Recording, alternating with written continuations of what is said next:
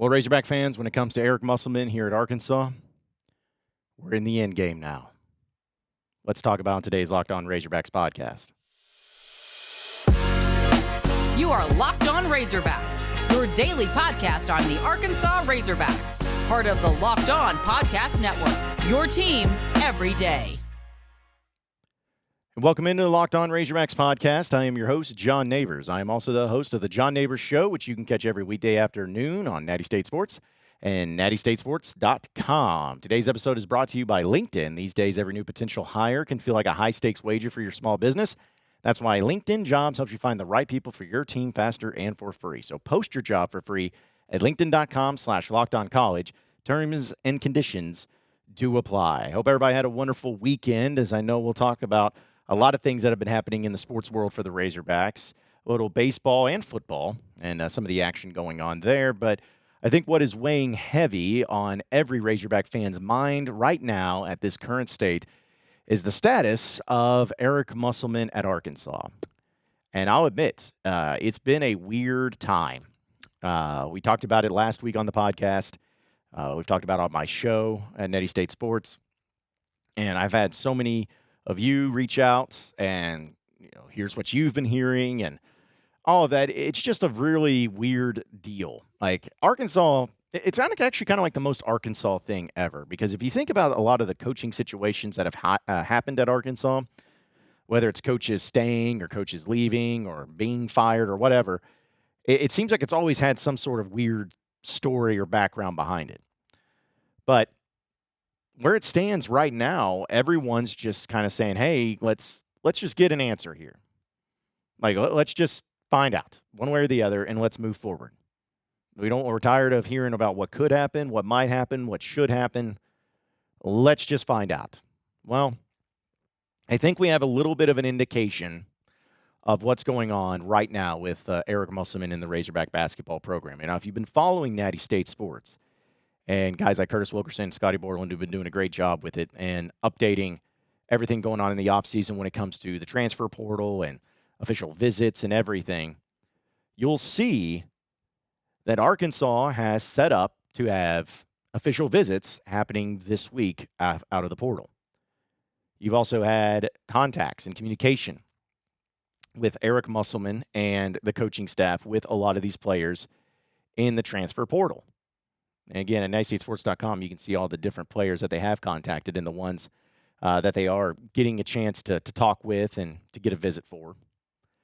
But still, it's just, it's so interesting because with all the smoke that's been surrounding this, there's no communication or at least no statements being made or anything about the status of it one way or the other. That's when we kind of look to the third party.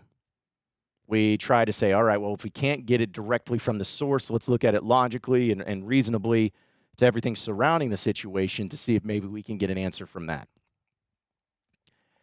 And it seems that if Arkansas and Eric Musselman and his staff are contacting all these players in the transfer portal, are setting up visits, are visiting them, are putting a team together, it would be really hard for me to think at this point in time that Eric Musselman is leaving. It's not the case last week because you kind of heard of a few potential contacts, but nothing really set in stone. I mean, contacts are one thing. But once you start setting up official visits, that certainly seems to give the indication that this is where you're going to be. You would not be setting up visits for a recruit if you weren't planning on being here. That'd be a waste of your time, waste of the player's time. It'd be a horrible move and a horrible PR move for anybody that ever did that. And so with that being done this week, it seems like it's starting to settle down as far as the possibility of Eric Musselman leaving Arkansas to move on. Now, as we know, all of this stuff can change in a split second. It happens so often and too often, and it gets frustrating. Trust me, I know. And, when you're listening to this podcast, who knows? Something could have completely changed and made a huge difference. But overall, I think that it's starting to indicate more so that Eric Musselman's staying in Arkansas. The SMU job has not been filled. I know some names have been thrown around, and that's kind of what we discussed last Friday, was about the possibility of Eric Musselman going to SMU and how there could be some reasons it could be appealing and whatever. But I just look at it as if I'm Eric Musselman, you're not going to say anything. You haven't said anything. And with you're setting up these visits, you plan on staying. But that doesn't mean that a week ago or even leading up to this point, that there weren't conversations to be had, that there wasn't interest in leaving or interest in changes and you changing your entire field of where you're at and going to another job. Both can be true at the same time. Now, this is what's kind of the awkward thing about it, because at some point, we're going to have to hear from Eric Musselman. And I was talking with Curtis and Scotty about it and thinking about to last year of when we actually got a press conference, like the first press conference we got with Muss after the season had ended. And we were looking back to it, and it was a while. I mean, why would you? They don't do press conferences when they sign kids out of the transfer portal. They don't do press conferences for just, hey, here we are, randomly. So the only way that we'd get a chance to hear from Muss here in the early going would be if he just kind of randomly did it, or if there was some sort of coaching change, maybe assistant coaching change. That could possibly lead to a press conference, but even then, in a lot of cases previously, it's just been that assistant coach that's met with the media, not Muss himself. So the fascinating part about all this is if we're ever going to get an answer from Muss. Now, I think the fine, astute media here of the state of Arkansas, who covers the Razorback basketball team, the first opportunity that we get to hear from Muss, a question will be raised of how serious was it for you leaving Arkansas? Or were you actually potentially contacted, or did you contact people? Just kind of maybe phrase it and word it in a way to make it to where maybe we possibly get an answer. And I don't know how Eric Musselman's going to answer it. I have an idea. He'll probably be very political about it and saying that, well, it's something I've always been here at Arkansas. I don't know where all that came from. But I've always been here and something like that. I could totally see him saying that. But who knows? Maybe he opens up a little bit more. Maybe he talks about how he got contacted by people and he wanted to hear him out. I don't know how it'll be. But I'm just leaning now towards and feeling now that Muss is staying in Arkansas. And I'm going to be honest. I'm happy with that.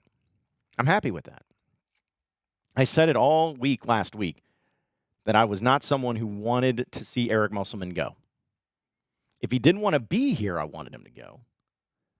But if he truly wants to be here and he wants to do the job and all this smoke and mirrors was just a load of malarkey, then I'm excited for that, and I'm happy with that.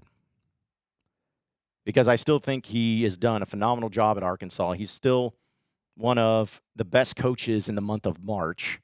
He always has his team ready to play their best basketball at the right time. I know this last year wasn't the case, but I still think that their best basketball they were playing at the end of the year wasn't great, but it was still better than what it was in the middle of the year. And that's important. I mean, look at how many coaches, look what happened with Auburn. I mean, how hilarious is that?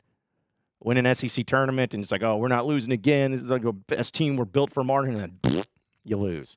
Same thing with Kentucky. Oh, look at that. All this stuff, you lose. I mean, it's tough to win in March. It's tough to win in the tournament. And so Muss doing what he's done, especially when he's been here at Arkansas, is what makes it so incredible. And I know, and hopefully I speak for all Razorback fans, that, I mean, what you do in the regular season is great. If you win the SEC regular season, that's great. If you win the SEC tournament, that's great. But the success and the pointing towards the banners and trash talk that you throw to other teams is always going to be about your success in the NCAA tournament. And as of right now, where it stands, no SEC team has made it further than what Arkansas has done in the past 5 years, essentially since Muss has been at Arkansas. Now, Tennessee looks really good. They may have a chance to do it. But overall, it's still Arkansas has kind of been the way. And the SEC was terrible in the NCAA tournament this year. I kind of wanted to, I think Pinto put out the tweet, but I kind of felt the same thing. I wanted to tweet it out. But it's like, hey, the SEC really loses its whole thing when Arkansas is not in it to carry the load for the SEC. So either way, I'm glad that it's all going well for the recruiting, for the transfer portal, and they're getting guys on campus, and it certainly gives the vibes and the feel that Eric Musselman's staying in Arkansas, and that makes me happy. I don't know how you feel about it. You may have a different opinion on it, but it makes me happy, and that's what I love. Folks, this week's March Madness Bracket highlight is brought to you by our friends at Nissan. Each week, we're picking one team that stands out, a team that pushed it further than the rest, just like the all-new 2024 Nissan SUVs. These guys were able to take it to the next level. The Oakland Golden Grizzlies, that was my favorite team, are obviously this week's Nissan Rogue because this team surprised everybody with a powerful performance in the first-round upset of Kentucky, giving them their biggest win in program history. They say, win life, go Rogue, and that's exactly what the Golden Grizzlies have done here. So take the Nissan Rogue, Nissan Pathfinder, or Nissan Armada, and go find your next big adventure. Shop NissanUSA.com. And we're also, of course, brought to you by FanDuel. Say goodbye to busted brackets because FanDuel lets you bet on every game of the tournament. Whether you're betting on a big upset or one seed, it's time to start dancing on America's #1 sportsbook. Because right now, new customers get $200 in bonus bets if your first $5 bet wins. That's $200 to use on point spreads, money lines. You can even pick who's going to win it all. So just visit FanDuel.com/lockedon and bet on college hoops as they begin to cut down the nets. Again, FanDuel.com/lockedon. You are Locked On Razorbacks, your daily podcast on the Arkansas Razorbacks, part of the Locked On Podcast Network, your team every day. All right, so moving on into the next segment of the Locked On Razorbacks podcast. We'll talk baseball here in a little bit, but I wanted to talk some football because, man, you didn't have football this past week. Spring practice was not happening because it was spring break. So I was happy that we had a chance to kind of, take a break and enjoy NCAA tournament talk and basketball talk. But this week's going to be a huge one and a busy one. I know here on Locked On, but also here at Natty State Sports because you got the crazy basketball stuff going on and visits on that. Spring practice starts back up. We got Razorback Baseball having an early series against LSU. Yeah, that's a Thursday. Yeah. So so it's going to be a busy week, but it's a good one. But with football, I'm happy to have it back. Spring practices are going to be taking place once again on Tuesday and Thursday at 8:25. Those are only to the media, 8:25 in the morning. And on Saturday in the morning, I believe it's at 9 a.m., they're going to have an open scrimmage. Don't quote me on it. I'm pretty sure that's the one that fans can even show up to. But again, don't quote me. But it's just it's going to be good to see how this team progresses and kind of where they're at and getting back on track after a week off in spring break and to see how the practices change, how the scrimmages change, type of things that they're doing, what they're not doing. Maybe do we see certain players finding ways to play more or whatever. But the fascinating thing, like, again, there's so many elements to football right now that makes it so much fun to watch. But the fascinating thing to me about football right now, heading into this week, is the first 2 weeks of practice, we saw offensively the starters. It's like set.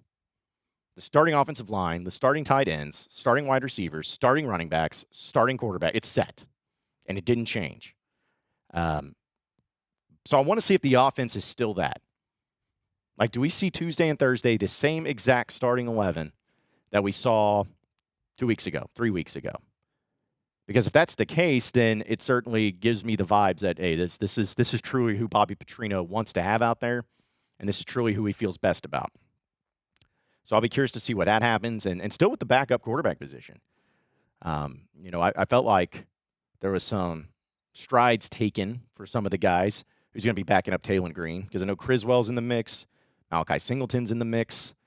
I really like KJ Jackson. I don't think he'll be the backup because he is a true freshman. But, man, he's got the build and he's got the arm. He's going to be exciting. I can't wait to see how he develops. But who's going to be backing up Taylon Green and see if they get any closer to that this week? It's going to be the fascinating thing. But defensively is really where the intrigue comes in and something I'm going to really be paying attention to because you have guys that you already are aware of on the D-line and in the secondary even. Guys that have looked good, guys that you kind of feel like you know what you got coming back from last year, even in the transfer side of things too. Xavier Story at linebacker, he's going to be a starter. And I keep wanting to know, and I don't know if we'll even find this out in spring. Maybe not even fall camp. We have to wait till actual games. But I'm going to be curious that if Xavier Sori is the starter, which he is right now, is it truly because he's that level good, or is it because there ain't nobody else? And that's not me trying to make an insult at Sori or anything. I think he's perfectly capable of being a high-quality linebacker.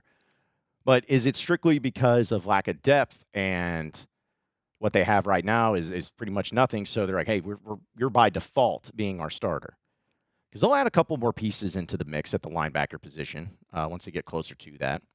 I know with transfer portals, and they'll have some freshmen stepping in and coming into on campus, so maybe some of them can play a role. I'm not saying, I mean, I don't know. Here's the thing: I don't know if you want a starting freshman at linebacker. I mean, if he's good enough, great. But I was trying to think back to a time of like, when was the last time you had a starting freshman at linebacker that did well? I think Trey Greenlaw, I believe in 2015, moved to that spot, and he started at linebacker later in the year. But that's also more of the exception to the rule. I mean, he is playing in the NFL right now, and he's really good. But maybe, I don't know, maybe one of those guys can pop and to make it work. But normally, it's not a position that you want to have a freshman out there in. Starting. Get him some reps. Somebody gets hurt. Somebody needs a break, breather. Then absolutely, yeah, I'd love to see freshmen get out there. But you don't want to have to go into this football season, into this fall, into the SEC with this schedule and be like, man, all right, we're going to have to rely on so-and-so who is not even 19 years old yet to go up against these big boys up in the SEC. And not only are you going to rely on him, but he is going to have to be relied on so much that he could make or break the defense. I don't know if that's a position you want to find yourself in. So can the linebackers continue to just stay healthy for one, but also showcase in any sort of way in this spring if they're to the level that they need to be at? Because I'm still concerned about it, folks. Like, I am concerned about linebacker. I mean, there's other positions that I'm still not sitting here saying, like, oh, man, it's going to be amazing. It's going to be incredible across the board. Because I think there's some concerns with D-line. I think that there's some concerns still with the offensive line because, you know, it was so bad last year, and you've added in a lot of new pieces, and that's great, but how much improved is it going to be? But, yeah, I want to know how that's going to develop. And also the Luke Hasz situation because, you know, he got hurt in a practice in the final week of practice that we saw before spring break, and he didn't go back into the practice or in the scrimmage. So this week, will we see him back on the field? Will he be back taking first-team reps?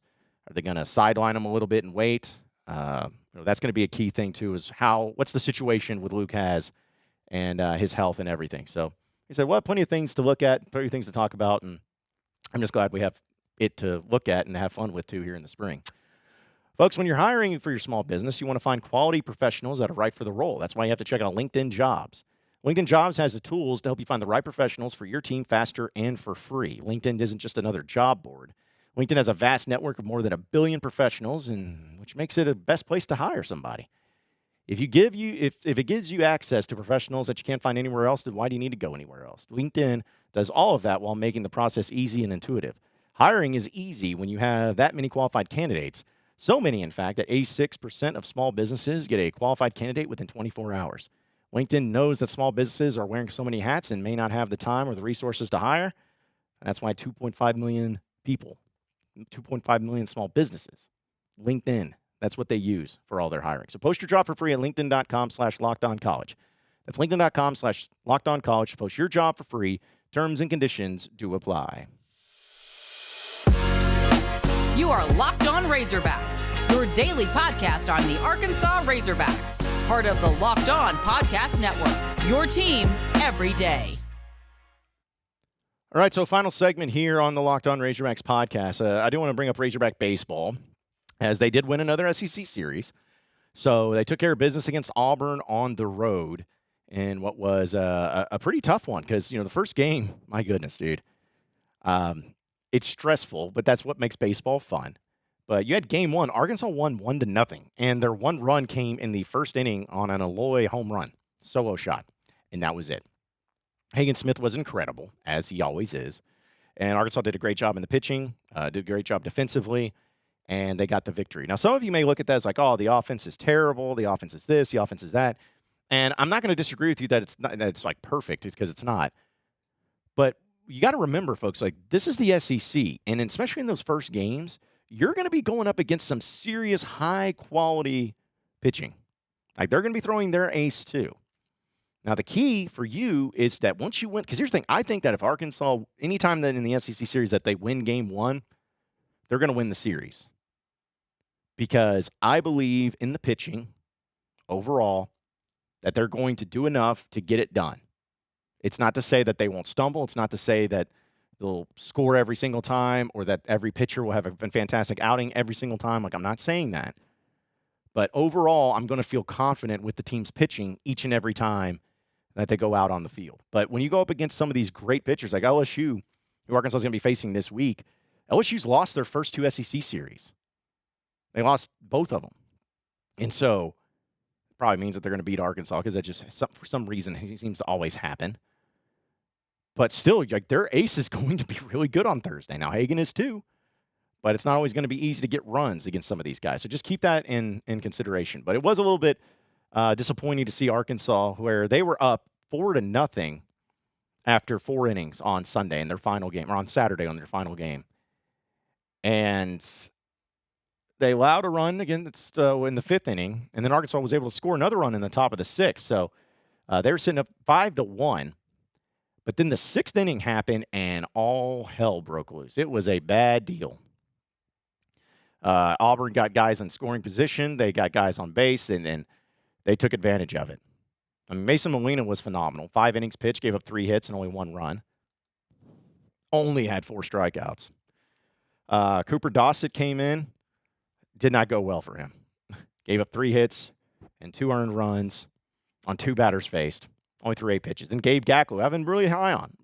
But true freshman comes in, doesn't fare much better. Gives up a hit and 3 earned runs, walks 2 batters, and only faced 3 batters in that.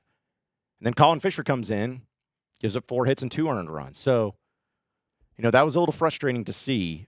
But these are the types of games that you want to be able to continue to improve on, continue to get your team right, continue to get figured out in your rotation, and put guys in tough situations.